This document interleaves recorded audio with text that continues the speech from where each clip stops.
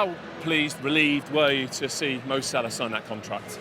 Yeah, I think everyone was. It's almost been as big a story as what Liverpool have done on the pitch, really. I mean, the manager's constantly asked about it in every press conference, so I think there was just huge relief all round as well. And almost then you can start thinking almost like the excitement of sort of what's going to come in the next couple of years. So, he's not a player Liverpool now have to replace.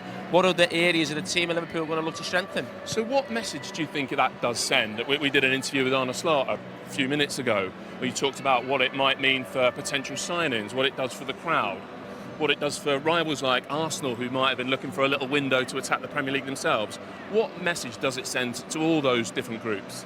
Well, I think a big one is, you just mentioned there, the other clubs actually, because I think a lot of clubs this season, rightfully will give Liverpool their flowers and say they've been the best team in the league, they're going to go on and win the Premier League, but Van Dijk might not be there next season, Trent Alexander-Arnold might not be there, Mo Salah might not be there, so they can get 2 out of the 3, which I think people have always felt may happen for Liverpool.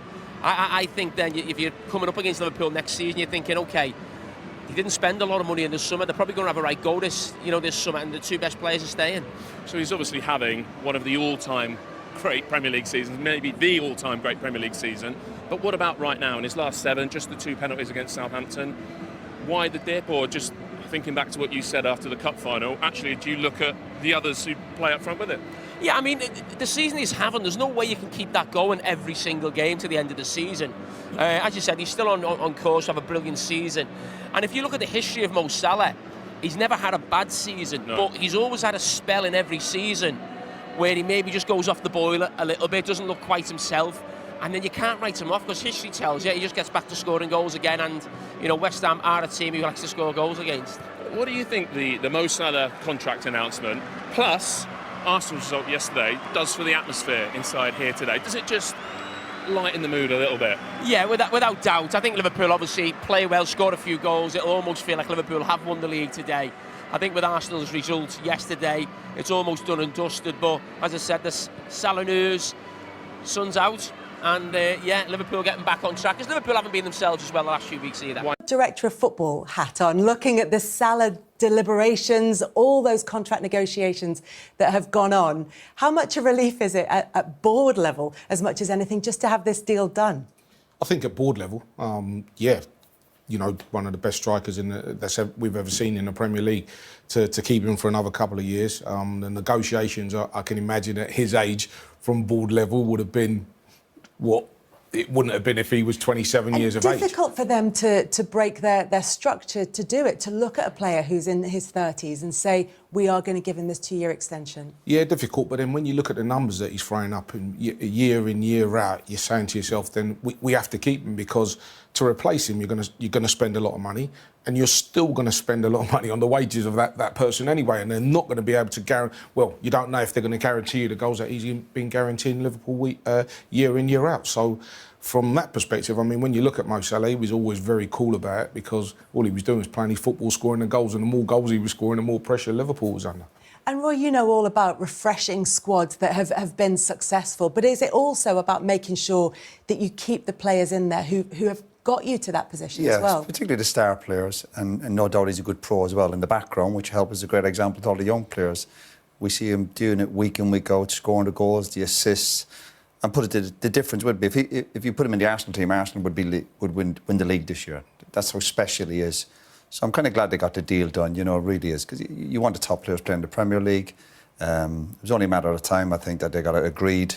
I think he deserves it. He's a special player, and no doubt a good pro. And you're on about, I suppose, making changes at the club, having kind of targets regarding not giving contracts to certain players. But, every player can be different. And you look at we've seen him get interviewed many times, and we've seen him, he's a proper pro, he's a fitness freak, and he's doing the business.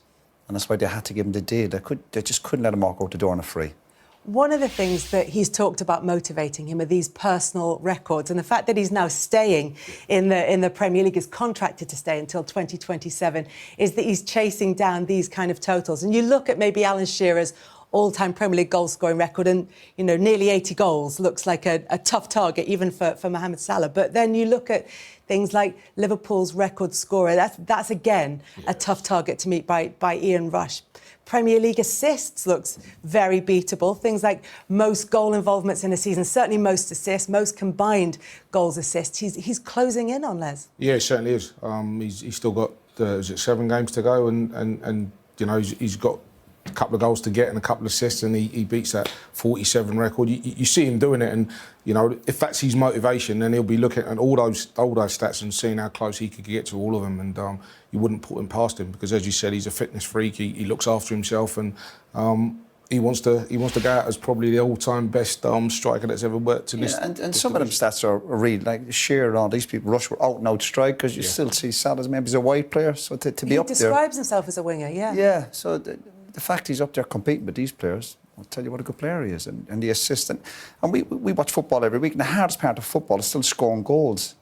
And when these boys are doing it, that's why they get the big money and the big headlines, and they deserve it.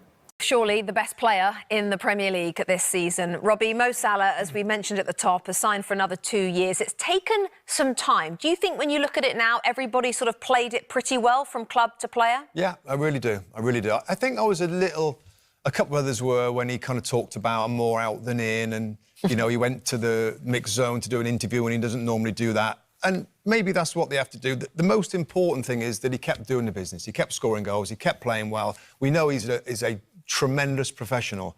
I remember we had this conversation back in 2022 when the last contract was talking about it. I remember saying he's so fit that that side of it, of slowing down or getting sluggish or getting a few injuries, I just don't think it's going to happen. Well, we see now that it didn't happen. And 2 more years for Mo Salah makes sense. I'm sure the money is a very big amount, and that's probably why it's taken so long. But brilliant player, brilliant attitude, consistent scorer, and the consistent is the most important part. And that's what he's done brilliantly well, with a tremendous amount of goals consistently through the last, well, all his time at Liverpool. So it's good all around, yeah. The reports are that he has not taken a pay cut and he's still on around £400,000, about $500,000 a week. So it is nice work if you can get it, Gary Neville. Do you think when you look at his numbers, which are absolutely insane, as Robbie hinted at there, that maybe there is still a sense that he's still not quite appreciated as much as he should be? Maybe underappreciated slightly, taken for granted maybe. I mean, Robbie's just mentioned there the consistency of what he's done. It's incredible. I didn't think he would stay at Liverpool that long. I thought the same at City of David Silva and Sergio Aguero. You sometimes think of Manchester and Liverpool and the weather, and you think he's going to have these offers for him, not just Saudi now, which was for absolutely incredible money, but, you know, big clubs in Europe have been in for him over the last few years. But his loyalty to Liverpool, we talk a lot about loyalty not existing in the game as much anymore, but you look at what sort of Salah's done. He could have easily have left in different points in his Liverpool sort of career, and he hasn't done. So well done to him for that. He's right up there with the likes of Henry, Ronaldo, Rooney, Shearer, Kane. His numbers are up there with them as well. He's done it for such a long time, and whilst he may not get the same level of sort of glamour as those players or same sort of headlines, he deserves them. He definitely deserves them. Is it refreshing to see a player still want to play at the highest level of their career as opposed to maybe go elsewhere and take the money?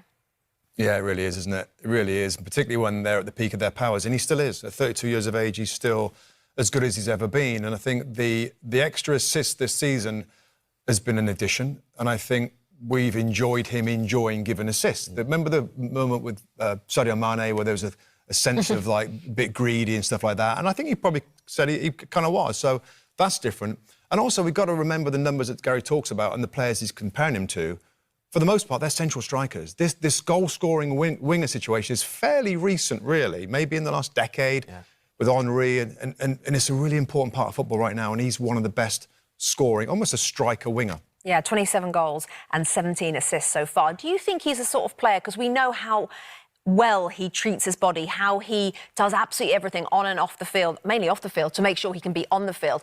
Is that a player you're looking at thinking he can go for another 5 years? Not necessarily at Liverpool, but just as a player, yeah, I think if not more? I think he has modified his game slightly in the last few years. Maybe he's not doing as much of the running in behind without the ball. He's getting it to his feet a little bit more, which you would expect.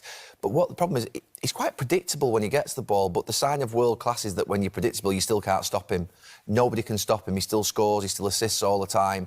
And, yeah, I mean, I think he's someone who I think gives Liverpool a real chance of going on to win another title next year. I think if Van Dijk can sign now and add to Mo Salah, then they've got a massive boost ahead of next season for Arne Slot.